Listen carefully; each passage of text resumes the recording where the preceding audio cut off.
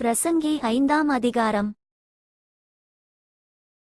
நீ தேவாலயத்துக்குப் போகும்போது உன் நடையை காத்துக்கொள். மூடர் பலியிடுவது போல பலியிடுவதைப் பார்க்கிலும் செவி கொடுக்க சேர்வதே நலம். தாங்கள் செய்கிறது தீமை என்று அறியாதிருக்கிறார்கள்.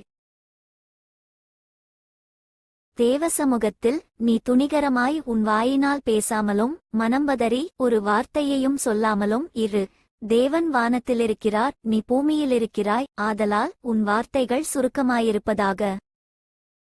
தொல்லையின் திரட்சியினால் சொப்பனம் பிறக்கிறது போல வார்த்தைகளின் திரட்சியினால் மூடனுடைய சத்தம் பிறக்கும். நீ தேவனுக்கு ஒரு பொருத்தனை பண்ணிக்கொண்டால் அதை செலுத்த தாமதியாதே. அவர் மூடரில் பிரியப்படுகிறதில்லை. நீ நேர்ந்து கொண்டதை செய். நீ நேர்ந்து கொண்டதை செய்யாமற் போவதைப் பார்க்கிலும் நேர்ந்து கொள்ளாதிருப்பதே நலம். உன் மாம்சத்தை பாவத்துக்குள்ளாக்க உன் வாய்க்கு இடங்கொடாதே. அது புத்திபிச்சகினால் செய்தது என்று தூதனுக்கு முன் சொல்லாதே. தேவன் உன் வார்த்தைகளினாலே கோபங்கொண்டு உன் கைகளின் கிரியையை அழிப்பானேன்? அநேக சொப்பனங்கள் மாயையாயிருப்பது போல அநேக வார்த்தைகளும் வியர்த்தமாயிருக்கும். ஆகையால் நீ தேவனுக்கு பயந்திரு.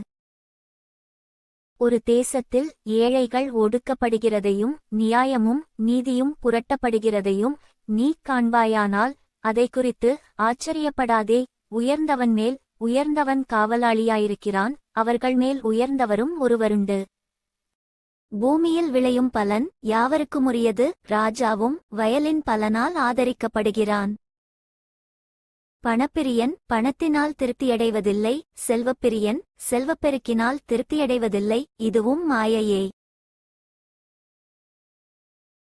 பொருள் பெருகினால் அதைத் தின்கிறவர்களும் பெருகுகிறார்கள். அதை உடையவர்கள் தங்கள் கண்களினால் அதை காண்பதேயன்றி அவர்களுக்கு பிரயோஜனம் என்ன? வேலை செய்கிறவன் கொஞ்சமாய் புசித்தாலும் அதிகமாய் புசித்தாலும் அவன் நித்திரை இன்பமாயிருக்கும். செல்வனுடைய பெருக்கோ அவனை தூங்கவொட்டாது.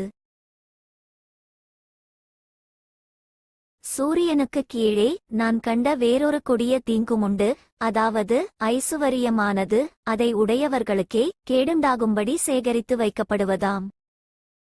அந்த ஐசுவரியம் விக்கினத்தால் அழிந்து போகிறது. அவன் ஒரு புத்திரனை பெறுகிறான், அவன் வாயில் யாதொன்றும் இல்லை. தன் தாயின் கற்பத்திலிருந்து நிர்வாணியாய் வந்தான். வந்தது போலவே நிர்வாணியாய் திரும்பிப் போவான். அவன் தன் பிரயாசத்தினால் உண்டான பலனொன்றையும் தன் கையிலே எடுத்துக்கொண்டு போவதில்லை. அவன் வந்த பிரகாரமே போகிறான். இதுவும் கொடுமையான தீங்கு. அவன் காற்றுக்கு பிரயாசப்பட்டதினால் அவனுக்கு லாபம் என்ன? அவன் தன் நாட்களிலெல்லாம் இருளிலே புசித்து மிகவும் சலித்து நோயும் துன்பமும் அடைகிறான். இதோ உயிரோடிருக்கும்படி தேவன் அருளிச் செய்த நாளெல்லாம் மனுஷன் புசித்து குடித்து சூரியனுக்குக் கீழே தான் படும் பிரயாசம் அனைத்தின் பலனையும் அனுபவிப்பதே நலமும் உத்தமமான காரியமென்று நான் கண்டேன். இதுவே இவன் பங்கு. தேவன் ஐசுவரியத்தையும் சம்பத்தையும் எவனுக்கு கொடுத்திருக்கிறாரோ அவன் அதிலே புசிக்கவும் தன் பங்கை பெறவும் தன் பிரயாசத்திலே மகிழ்ச்சியாயிருக்கவும் அவனுக்கு அதிகாரம் அளிப்பது தேவனுடைய அனுக்கிரகம். அவனுடைய இருதயத்திலே மகிழும்படி தேவன் அவனுக்கு அனுக்கிரகம் பண்ணுகிறபடியினால் அவன் தன் ஜீவனுள்ள நாட்களை அதிகமாய் நினையான். For more videos subscribe and like my channel.